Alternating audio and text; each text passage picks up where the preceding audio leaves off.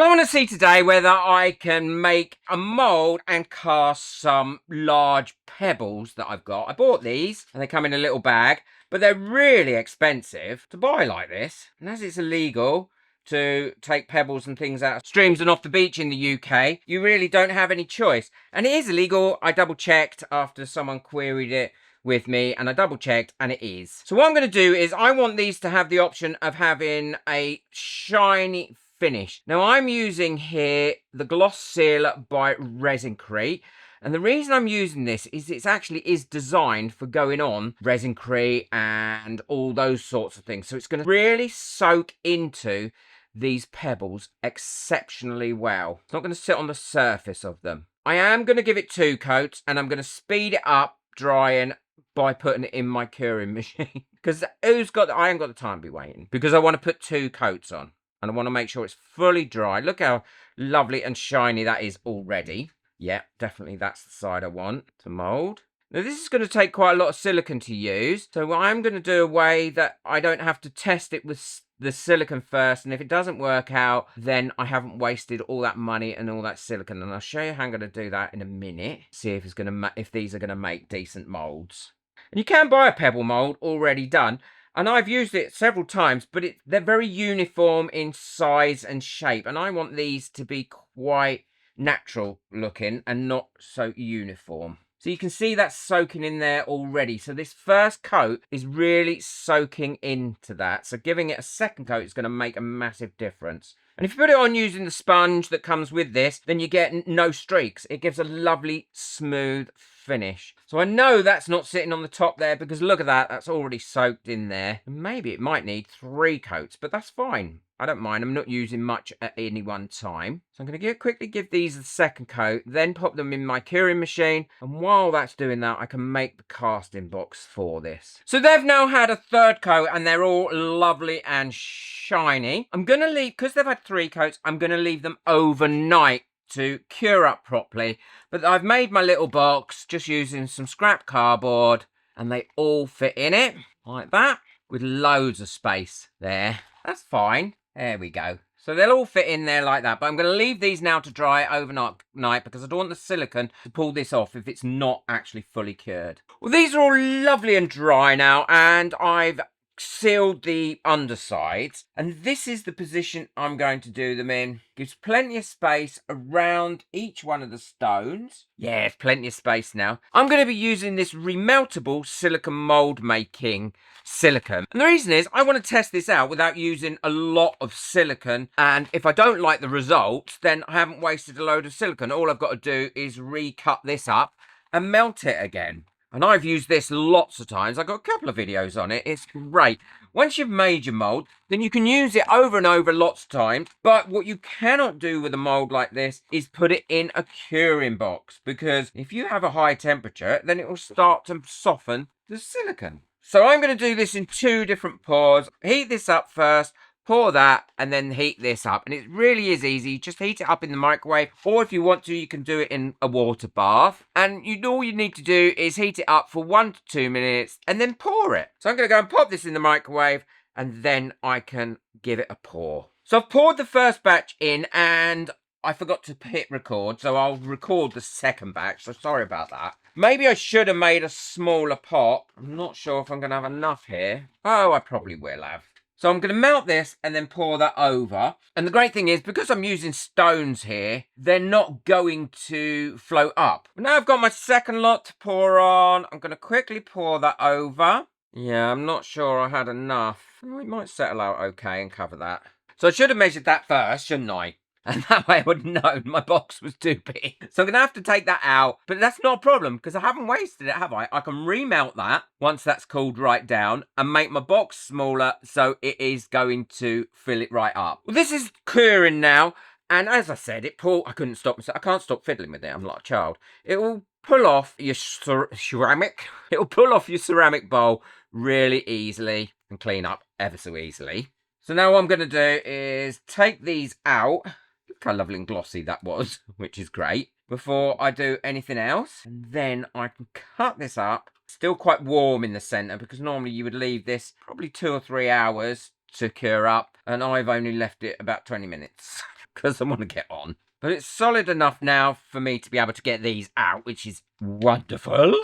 Now, if I'd have done this in silicone, mixed up, all that silicone would have been gone to waste. It would have been, oh, I'd have been dreadfully disappointed and upset having spent that much money on silicone. But now, all I've got to do is cut this up and I can remelt it and reuse it again. Take it out of my box, make a smaller box. There, look how nice and clean that comes out. Cut it up using a pair of scissors into small chunks like this. And put it back in my pot for melting. So these have all stayed really nice and shiny. I've got no worries there. And now all I need to do is melt my silicone. Well, now I've remelted that. My bowl's a little bit warm. Just going to use a bit of kitchen paper to hold that with. And now I'm going to pour that exactly the same way as I was pouring it before. Pouring it nice and slowly. Hopefully, I should have reduced this box enough now that that's going to cover all those pebbles. Yeah, it is, look. I don't know why I made that box that big to start with, to be perfectly honest. But at least I haven't wasted any silicone like I would have done if I'd have made this straight off from a 1-to-1 silicone. Now what I'm going to do is leave that to dry. If you get it on your silicone mat, it doesn't matter. It will come off your silicone mat. It's a different type of silicone, so it's not going to ruin your silicone mat, which is great. Now I'm going to leave that probably to go solid for about 3 or 4 hours. This is all lovely and set now. I can start to remove that from its box. Before I do that, what I will do is remove this from the dish. It works so much easier than trying to do this before it's cured. Once it's gone cold, then it should just peel out really easily. Bung it through the dishwasher or wash it up, and then you're ready to go. Don't throw these bits away, by the way, because you can remount these again and use it over and over again. That's what I love about this. I keep the bags that it comes in and just pop it back in there, and I always seal them. I don't want it to dry out. Oh, it's so satisfying. Nearly as good as popping bubble wrap. And now all I need to do is release this. Just I'm splitting the tape that I've got going down there. I've got several videos on different moulding techniques and how to make moulding boxes. I've got a whole playlist on using different moulding silicones as well. Check out that playlist, it's well worth it. Now we haven't stuck any of these down because the weight of these should have kept them from floating, and I will use this curing box again. Now all you need to do if you have to is to cut around some of this silicone to release some of these stones. I don't want to cut away too much. I do want them to have a flattish bottom to them when they're filled. Peel that off, put that in the bag. That one's fine, that one's fine, that one's fine. And now we should be able to take these stones out, and that should have left a perfect casting of these stones behind. Might need to have to make that one a little larger. I don't want to split this mould. And it will have taken on any imperfections that are on these stones and any little indents. Because if you can see in this one, it's got little dots and bits taken out of it. So you're going to get a really nice, natural looking stone. Yeah, I can see in there it's got it. It's done it nicely. Now, you don't have to remelt this. If you keep it and store this mould, how I've shown in my other videos, or a recent video that I made on how to protect your moulds, I'll link at the end of this one, then you can reuse this over and over and over again. Right, so let's get it cast so I can show you what they look like. Let's move these to one side. Now I want these to be a greyish colour, but I'm also going to put some crushed glass in these as well. I'm not sure if this is going to sink down enough for it to be fully seen, so I've got a little technique to use to start with as well, which will help it to be seen. This crushed glass is glass I crush myself. I have a glass crusher because I do use quite a lot in my other crafting. But if not, you can buy crushed glass quite easily. I'll link some as well. Now to make this, I've got a grey mica powder, and I'm also going to add a little bit of black mica powder to that. All I'm going to do is give it a bit of a shake. Yeah, still too light. A bit more black in it. It's quite cold in here today, so I'm doing this while my bottles are warming up in my bottle warmer. Not going to need any white with it. It's dark enough yet? No, I want it a bit darker, so I'm going to put a bit more black in. Maybe I should have done equal amounts black to grey. Yep, I like that colour. And you can always mix your mica powders. You get some great effects. I'm also going to mix a bit of fine glitter in with this as well. It's not going to show up a great deal, but what it will do, it will pick up a little bit of it and give some little bits of sparkle to it. And that's all I want. Take that sticker off there that says white because it no longer is white in there. Yeah, that will just give that little bit more sparkle. So that's my colour. So my bowls have been warming up. Just going to quickly dry them and give them a mix through of the warmer resin. And I'm using the J. Diction UV Protect here. This is the 2 times UV Protect. I don't know why, but in America it's 3 times. I don't know why we don't have the 3 times in the UK, but we do have the 2 times, which is brilliant. I do love this resin. It's nice and crystal clear as well. And again, it's at a wonderful price. So I'm going to get that mixed up, and then I'm going to show you how I'm going to do a little technique to get a few of these glass bits definitely showing up, and then also how I'm going to mix up the rest. So now I've got my resin mixed up, what I'm going to do is pour some of the clear into a separate jug, and now I'm going to add some of my crushed glass. Now you may think, well, why don't I just pop that in the bottom? Well, you want to make sure that your crushed glass is very well coated with resin, because that way it will not protrude any sharp bits to it. And now we can give that a mix in, make sure it's fully coated everywhere, and then we can pop some of this in and around like this in these moulds while it's clear. We don't need an awful lot, I only want a few bits in there. Now the crushed glass is heavier than the resin, so it should sink down to the bottom anyway. The reason you don't want too much is you don't want it to look like it's been domed on the top when you turn these out. Small thin layer of it, that's all you need. If you put too much in, scoop it out like I have done there. I'm not going to do those two because I'm going to see how well this sinks into the actual resin. So I'm going to put that in once I've done the colours at the end. So now what I'm going to do is mix my colour up that I've already made with my mica powders and my glitter. Yeah, that's mixed lovely. And now I'm going to put that in there and give that another good mix round. And now I can start to fill these up. Pour it in slowly as well until you get right to the very edge of that mould. I don't want a lip on it, so I just want it to come up to the edge like that. I might have to mix some more resin up. I don't think I've mixed enough up. That glass is probably going to have sunk all the way down to the bottom of this anyway already. So what I shall do is scoop that out and just drop a few bits in once I've finished pouring it. And another reminder, never put this mould in your curing machine. It will get too hot and it will start to distort and warp.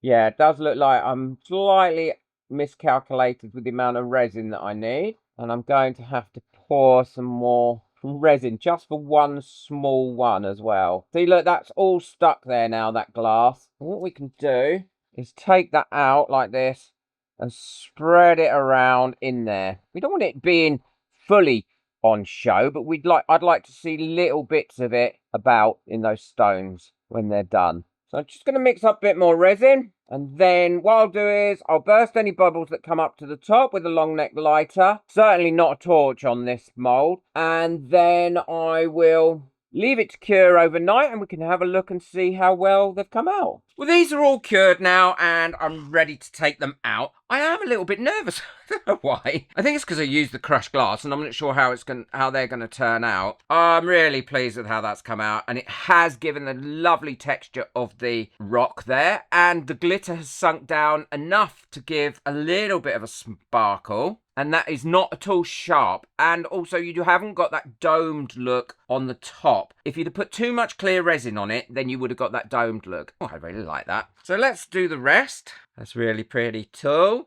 If you don't want to put the glass in, you wouldn't have to. But I do think the glitter helps. Just gives it that little bit of a sparkle. Oh, that one's nice. Let's compare that to the ones where I didn't put any resin in to start with and see if it's shown up. It hasn't shown up quite as much or quite as well, and it's all congregated into the middle rather than spread out. So I think that does make a difference, putting that little bit of clear in there to start with. And I'm loving how they've come out, and it really does go to show that, yes, I can make a permanent mould. Now, if I didn't want to, I could just keep using this one. All I need to do is clear the resin off the top of it, and then I could use this mould over and over. But I don't want to do that because I want to keep this to be able to use it for something else and be able to remelt it and make temporary moulds with it. Before you actually do remelt it though, or cut it up, it's really important to get all the overpour resin off it. And you can do that using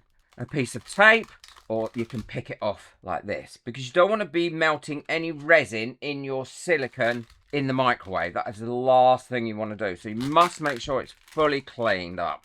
Now I'm going to go ahead and make a permanent mould of this now in the same way. I've got my moulding box, I've got everything that I need, and then before I cut this up, all I'll do is I'll go and wash this with a little bit of soapy water, and then I know it's ready to be cut up. When I'm completely confident I've got all excess resin off of here, I just quickly check the back for where it's been sitting, and there is a bit there. Scrape that off, make sure it's all clean. And then all I do is, with a knife, I go through it and cut it up into manageable chunks.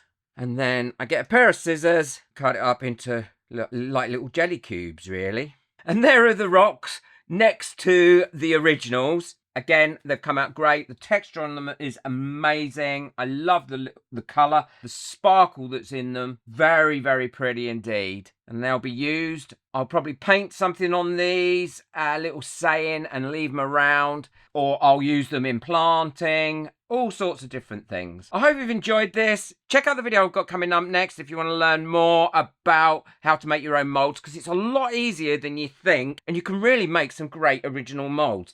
Boot that like button, hit that subscribe button, but most of all, enjoy your resin. Take care. Bye.